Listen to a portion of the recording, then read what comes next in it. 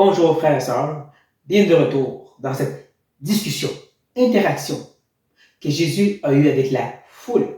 Tout ça dans Jean chapitre 6. On se rappelle qu'il n'a juste de faire la multiplication des pains et que la foule lui a demandé de faire un miracle comme Moïse qui avait fait descendre le pain du ciel. C'est là que Jésus les a corrigés. Il leur a dit, c'était pas ça le pain du ciel.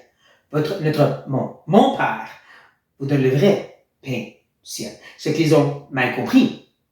Parce qu'ils croyaient que c'était justement une nourriture qu'ils devraient avoir à tous les jours. Et c'est là que Jésus va les corriger.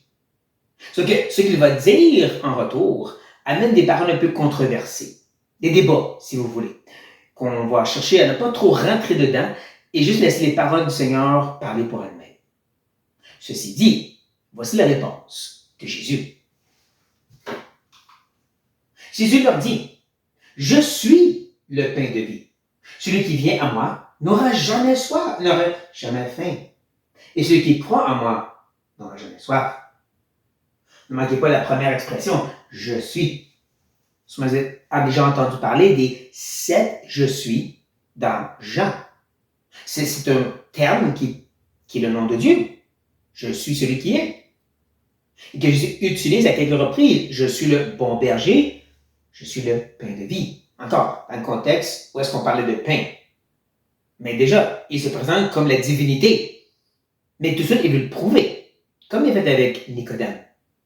Quand il parle de cette idée que celui qui vient n'aura jamais faim, celui qui croit n'aura jamais soif, c'est prophétique. C'est bien de ces paroles que notre Père, l'Éternel, avait déjà proclamé sur son Messie à venir. Ouais, dans Isaïe, par exemple. Isaïe 49, il a dit ceci. « Ainsi parle l'Éternel. Au temps de la grâce, je t'exaucerai. » Ce que Paul dit est maintenant. « Et au jour du salut, je te secourerai. Je te garderai et je t'établirai pour traiter alliance avec le peuple, pour relever le pays, et pour distribuer les héritages désolés, pour dire aux captifs, sortez. À ceux qui sont dans les ténèbres, paraissez. Ils paraîtront sur les chemins. Ils trouveront des pâturages sur tous les coteaux. Ils n'auront pas faim. Ils n'auront pas soif. Le mirage, le soleil ne lui feront point souffrir, car celui qui a pitié d'eux sera leur guide. Il les conduira vers des sources d'eau. Clairement, cette prophétie est imagée, pour bien comprendre. Il y a 2 choses ici qui est bon à regarder. La première, c'est ce qu'on a mentionné. Ils n'auront pas faim, ils n'auront pas soif. Ce que Jésus dit, à pas croire en lui, c'est qu'est-ce que le Père avait déjà prophétisé. Qui m'amène à la deuxième chose. Il commence en parlant de quelqu'un. À quelqu'un qui va utiliser pour traiter alliance. Je te. Qui va justement appeler les captifs à sortir. Celui dans les ténèbres à apparaître. C'est ça le ministère de Jésus. Il fait clairement référence au Messie à venir. Ce serviteur de l'Éternel qu'on peut voir dans Isaïe. Donc, on prend note de ça. Un peu plus tard, il va encore revenir sur cette idée de manger et boire dans le chapitre 55, quand il va dire « Vous tous qui avez soif, venez aux eaux. Même celui qui n'a pas d'argent, venez acheter et manger. Venez acheter du vin et du lait, sans argent, sans rien payer. Pourquoi pesez-vous de l'argent pour ceux qui ne nourrissent pas? Pourquoi travailler pour ceux qui ne rassasient pas? Écoutez-moi donc, et vous mangerez ce qui est bon, et votre âme se délectera de mes succulents. Prêtez l'oreille, et venez à moi écouter, et votre âme vivra. Je traiterai avec vous une alliance éternelle pour rendre durable mes faveurs envers David. Encore, c'est imagé, c'est pas littéral et c'est pas sur la terre, c'est clairement éternel. Encore 2 choses ici. La première, on revient à cette idée de se nourrir. Hey, pourquoi vous travaillez pour des choses qui ne vont pas nourrir, quand moi je vous offre des choses qui vont vraiment enlever votre soif et votre faim? Et comme la deuxième chose à reconnaître, c'est qu'il dit de venir acheter, et pourtant c'est sans argent. Acheter sans argent. Comment tu fais pour acheter sans argent? Parce que c'est déjà payé par la mort de Christ à la croix. Donc, déjà juste ici, on a quelques indices dans les écrits des Juifs que le Messie allait justement enlever leur vraie faim et leur vraie soif. Ce que Jésus leur dit, ça vient des Écritures. Est-ce qu'ils ont compris? Tristement, non. Mais je vous l'ai dit, vous m'avez vu et vous ne croyez point. N'oubliez pas, c'est Jésus, Dieu fait chair. Il sait qu'est-ce qui est dans leur cœur et leur pensée. Vous n'avez toujours pas compris ce qu'il essaie de dire. Maintenant, le fait qu'il parle au passé, je vous l'ai dit, fait référence à quoi? Est-ce que c'est un autre message avant? C'est le chapitre 5? Je ne crois pas. Je crois que c'est dans le sens, je viens juste de vous le dire.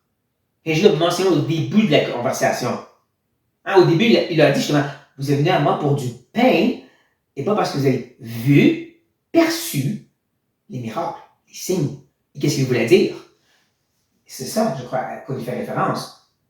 Je l'ai dit, vous n'avez pas vu, vraiment compris, perçu ce que les signes essaient de dire sur moi.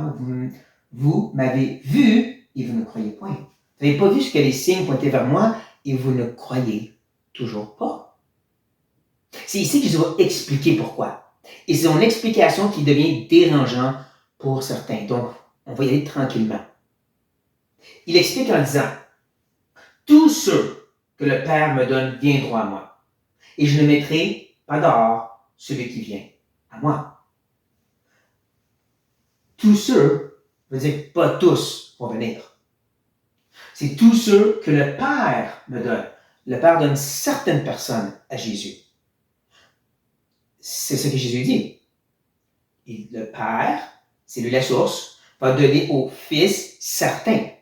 Dans sa prière sacerdotale, Jean 17, il va répéter à maintes et maintes fois, je ne prie pas pour le monde, mais pour ceux que tu m'as donnés. Pour ceux qui sont maintenant et ceux qui vont venir plus tard, c'est un groupe à part, particulier, que le Père donne au Fils. Pas besoin de comprendre le comment et le pourquoi. C'est ça qui arrive. Et c'est eux qui disent qu'ils vont venir et qui ne seront pas mis dehors. Mais encore, pourquoi mentionner ceci? Mais parce que il y a un sens où personne ne peut voir Dieu et vivre. Que tous, maintenant l'ancien, avaient cette idée de tu t'approches pas, je deviens n'importe comment. Encore moins du lieu très saint, sans peur de mourir. Mais maintenant, ils peuvent venir devant le Dieu qui est fait chair, sans la crainte d'être rejeté. Mais ceux qui vont venir, encore, c'est ceux que le Père a donné au Fils. Ne prenez pas tout ça de vue. C'est le Père ici qui est la source principale, l'acteur principal dans cette situation. Quand Jésus donc ajoute, car je suis descendu du ciel pour faire non ma volonté, mais la volonté de celui qui m'a envoyé. Encore, c'est qui l'acteur principal, c'est qui la source, celui qui l'a envoyé. Jésus dit qu'il ne va pas repousser ceux qui viennent à lui parce que il est venu faire la volonté du Père. Il est venu pour accomplir son plan de salut. Encore, salut inclut l'idée qu'il a pris certains, tous ceux, puis il a donné au Fils. C'est ça qu'il est en train de mentionner. C'est ça la volonté du Père, comme il vient de nous le dire. Et donc, quand il revient à la charge, puis qu'il ajoute, or, la volonté de celui qui m'a envoyé, c'est que je ne perde rien de tout ce qu'il m'a donné, encore une fois, mais que je le ressuscite au dernier jour. Quand il dit perdre rien, on comprend qu'il parle de ceux qu'il lui a donnés.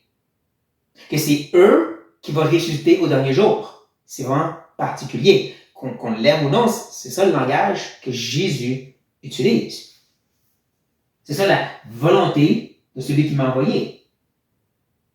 Que ceux qu'il lui a donnés, pas tous, mais tous ceux qu'il lui a donnés, lui va les ressusciter. Il y a une belle certitude derrière ça. Ceux que le Père a donnés au Fils vont certainement ressusciter. Il n'y a plus de doute. Pas à cause de moi, à cause que le Père m'a donné au Fils.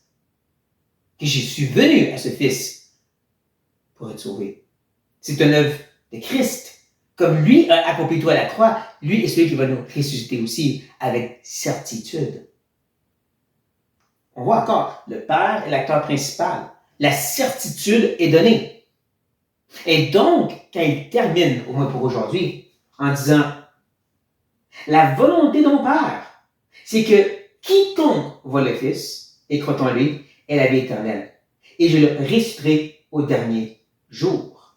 Le danger, c'est de rendre maintenant le quiconque l'objet principal de toute cette conversation. Ce n'est pas. C'est tous ceux que le Père a donnés.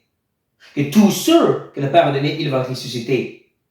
Mais oui, en même temps, le message est pour quiconque.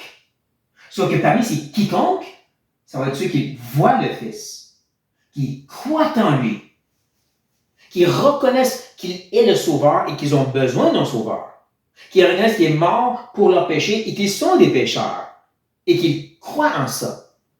C'est eux qui vont venir, et c'est eux qui vont ressusciter au dernier jour. C'est parmi eux. Et eux, encore une fois, c'est ceux que le Père a donné au Fils, comme il l'a répété 2 fois. Maintenant, comme je dis, ceci, ça vient chicoter certaines personnes, ce sujet d'élection.